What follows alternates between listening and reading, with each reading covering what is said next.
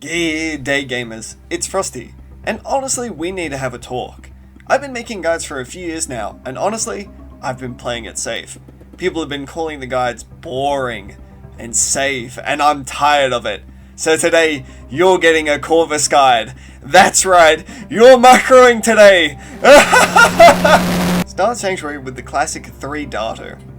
Start with the first dart above the crack on the platform here.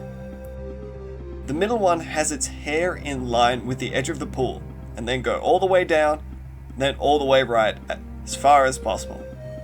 Finish up placing the left one with the dart's arm in line with the crack here. Press play.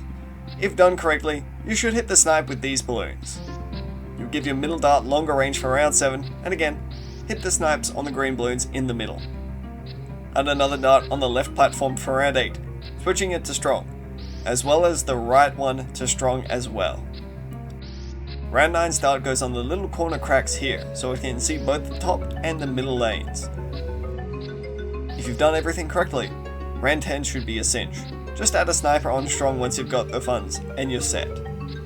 This should now save up to Corvus before round 15, though you might need to micro the sniper to first for 1 or 2 shots, depending on when you place the sniper down. You'll plop Corvus next to your middle dart. We're using Corvus not because his abilities are strong, no, Corvus' early game is actually really good, as well as the recent buffs to his experience curve make it so that with the right effort, we can crush the important rounds in the save up we're about to do. Anyway, let's move on.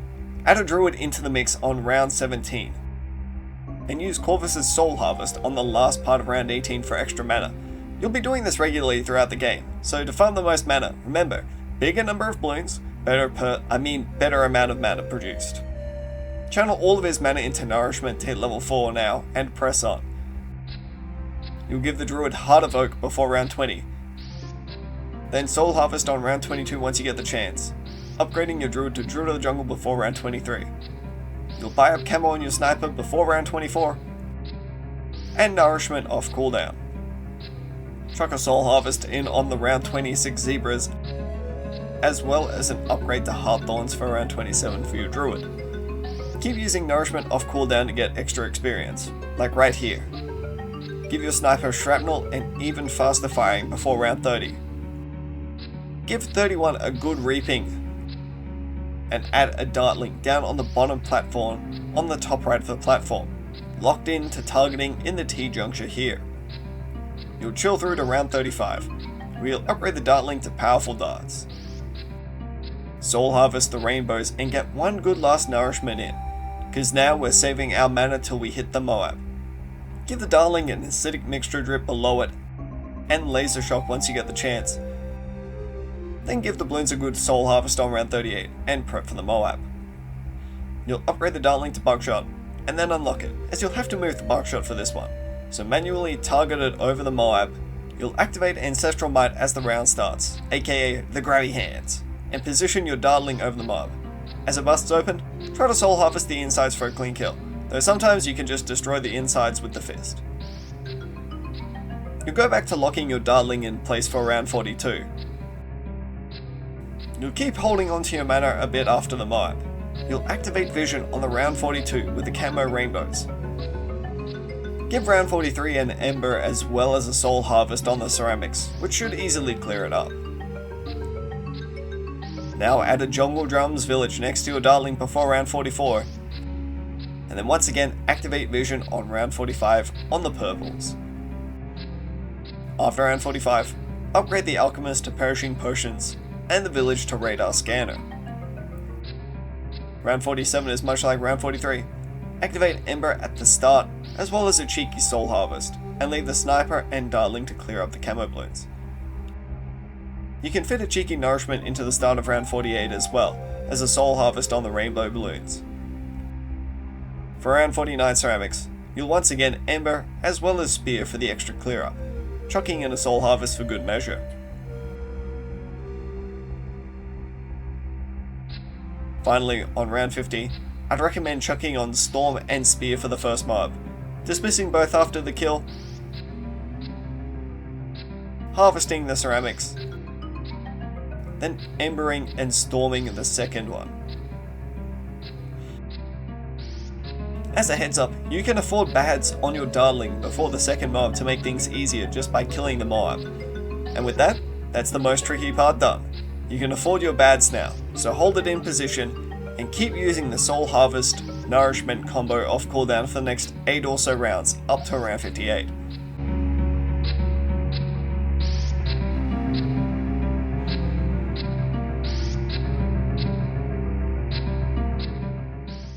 Try to get the maximum amount of mana going into round 59, so that you can Vision and Ember to clear up the camo leads easily. Adding in a Jungle Drums village and a Relentless Glue with Splatter sometime before the BFB to hold down the fort. Nourishment as the BFB comes in, activating Corvus's Dark Ritual to harvest the mana off the Mives and get back to full. Again, we're going to continue holding our mana for a bit, so move on to round 63, where you'll switch your bads to target independent, and as the ceramics enter, activate Malevolence, aka the Stank, and it should easily clear up the 3 waves. Lock the bads back in place and start nourishing again, all the way to round 75 now.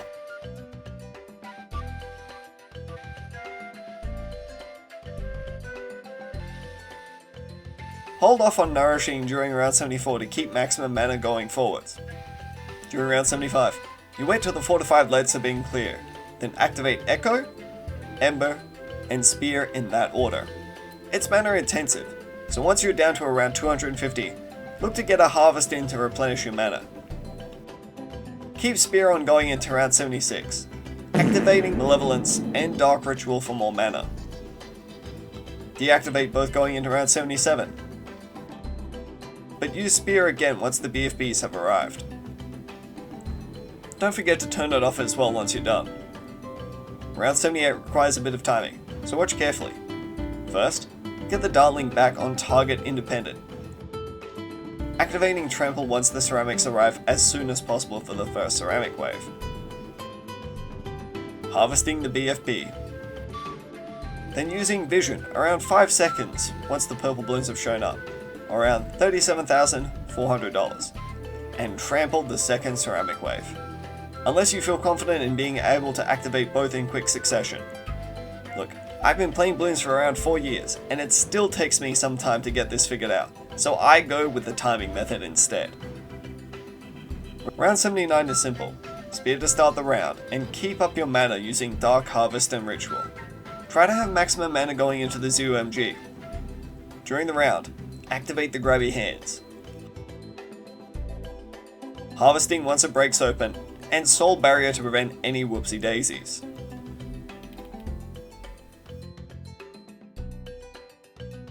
There's only a bit to go now.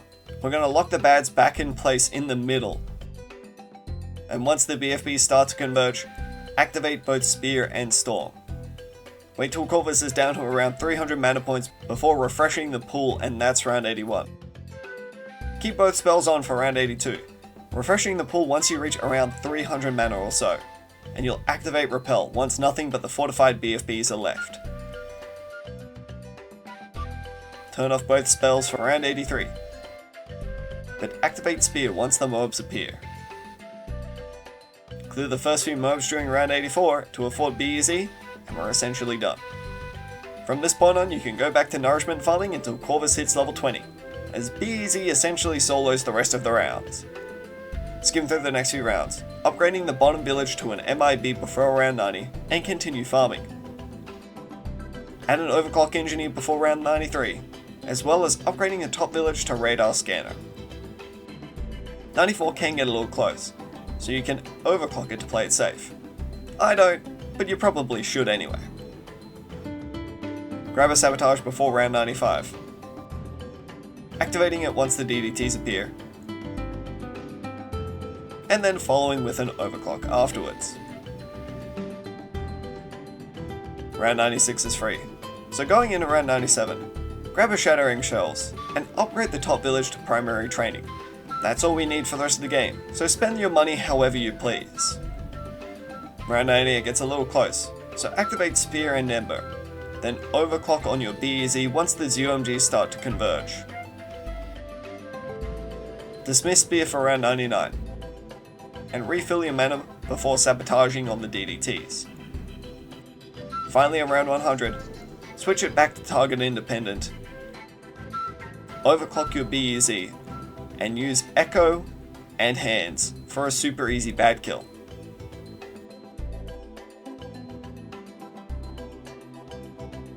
Well, this was a mouthful and a half. Hope it helped. If you're looking for the full version of it, I'm going to put this full run up on my VODs channel, so check that out in the description. Anyways, if you enjoyed the guide, feel free to like, comment, and subscribe, and I'll see you all next time.